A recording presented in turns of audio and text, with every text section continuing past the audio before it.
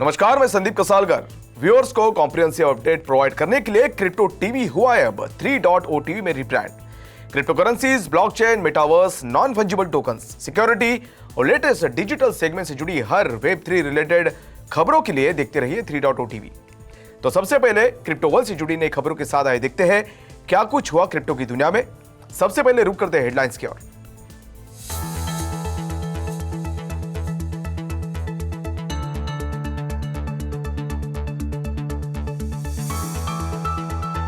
Bitcoin ने किया $20,000 से ऊपर ट्रेड, ETH में दिखी 2% की बढ़त। मुकेश अंबानी ने मेटावर्स में रिलायंस इंडस्ट्रीज की 45वीं AGM को किया आयोजित।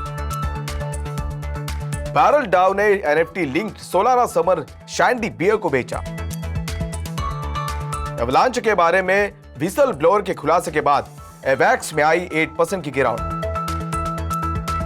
90 दिनों में 99% तक गिरी OpenSea trading volume. Fintech firm Lightnet group को वेलो प्रोटोकॉल की टेक को बढ़ावा देने के लिए LDA कैपिटल से मिले $50 मिलियन। सिंगापुर का MAS कर रहा है सख्त क्रिप्टो रेगुलेशंस पर विचार।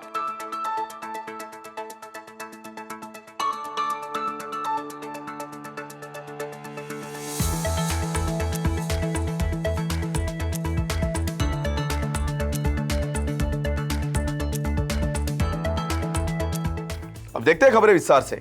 बिटकॉइन ने हायर वैल्यू बाइंग के साथ $20,000 से ज्यादा पर ट्रेड किया, जबकि इथेरियम को 2% की बढ़त के साथ $1,500 के निशान के पास ट्रेड करते हुए देखा गया। शुक्रवार को जैक्सन होल में फेड चेयर जेरोम पॉवेल के स्पीच के दौरान 9% की तेज गिरावट देखी गई, जिसमें वो एक्सट्रीमली हॉकिस्ट के रूप में सामने आए, जिससे लीडिंग ग्लोबल स्टॉक मार्केट्स में भी $4.2 बिलियन पर सेकंड की दर से गिरावट देखी गई, जिसके रिजल्ट में $2 ट्रिलियन का नुकसान हुआ। क्रिप्टो करेंसी का IC 15 इंडेक्स 0.64% बढ़कर 29,152 पॉइंट्स पर ट्रेड कर रहा था। मार्केट पार्टिसिपेंट्स का मानना है कि मार्केट्स में गिरावट की संभावना है, क्योंकि यूएस स्टॉक इंडेक्स सोमवार को फेडरल रिजर्व की फाइनेंशियल क्राइसिस की कीमत पर भी इन्फ्लेशन के खिलाफ अपनी लड़ाई में इंटरेस्ट रेट्स को बढ़ाने की योजना पर चिंताओं के कारण गिर गए।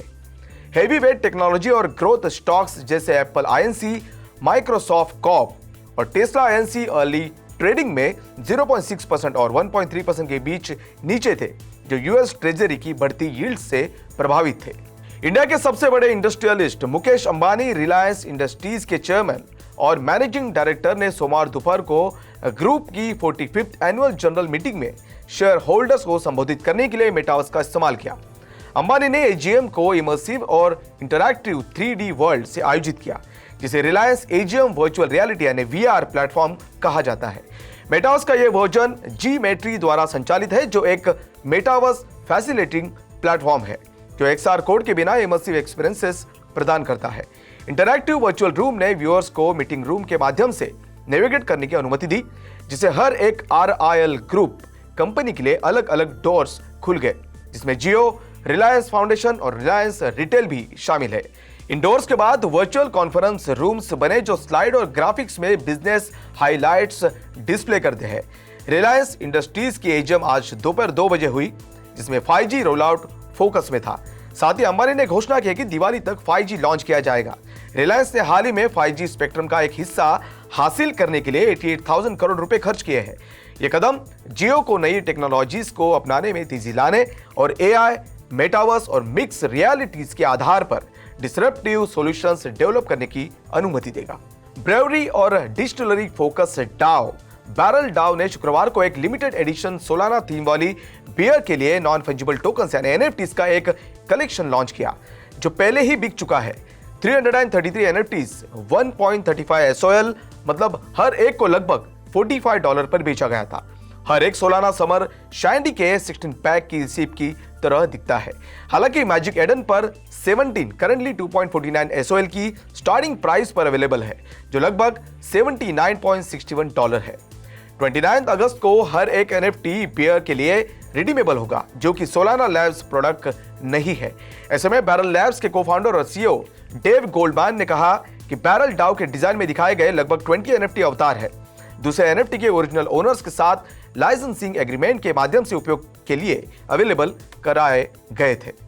एवैक्स सोमवार को 13 जुलाई के बाद से सबसे निचले स्तर पर आ गया, जब एक self describe whistle blower website ने आरोप लगाया कि एवा लैब्स उसके पेरेंट स्मार्ट कॉन्ट्रैक्ट ब्लॉकचेन एवलांचे के पीछे की कंपनी कॉम्पिटिटर्स को नुकसान पहुंचाने और रेगुलेटर्स को दूर रखने के लिए वकीलों को भुगतान करती है। शुक्रवार को एक self proclaim whistle blower crypto leaks ने एक रिपोर्ट पब्लिश की, जिसमें कहा गया था कि कुछ साल पहले न्यूयॉर्क बेस्ड एवा लैब्स ने एवलांचे के इकोसिस्टम को डेवलप करने पर ध्यान केंद्रित किया था और लॉ फर्म रॉश फ्रीडमैन ने एक डील किया था, जिसके तहत फ्रीडमैन राइवल कंपनीज की गोपनीय जानकारी एकत्र करेगा और बड़ी अमाउंट्स में एवैक्स टोकन और एवा लैब्स कॉर्पोरेट स्टॉक के बदले में उन्हें क्लास एक्शन मुकदमों के तहत ट्रैप करेगा। शुक्रवार से एवैक्स 22% गिरकर $23 से $17.90 हो गया है और पिछले 24 घंटों की कीमतों में 8% की गिरावट आई है, जबकि एवा लैब्स के फाउंडर और सीईओ एमिन गन सिरेर ने इस पीस को कंस्पिरेसी थियरी नॉनसेंस के रूप में खारिज कर दिया। हालांकि रिपोर्ट ने इंडस्ट्री में मौजूद बड़े लोगों की नजरें अपनी तरफ खींची है। कुछ इन्वेस्टर कम्युनिटी ने रिपोर्ट को परेशान करने वाला बताया है, जबकि दूसरों ने सोचा कि क्या दोनों पार्टीज को अब परवर्स इंसेंटिव रिलेशनशिप के लिए कानूनी जांच का सामना करना पड़ेगा। ओपनसी दुनिया का सबसे बड़ा नॉन फंजिबल टोकन यानी एनएफटी मार्केटप्लेस है, जिसके डेली ट्रेडिंग वॉल्यूम्स में भारी गिरावट देखी गई है।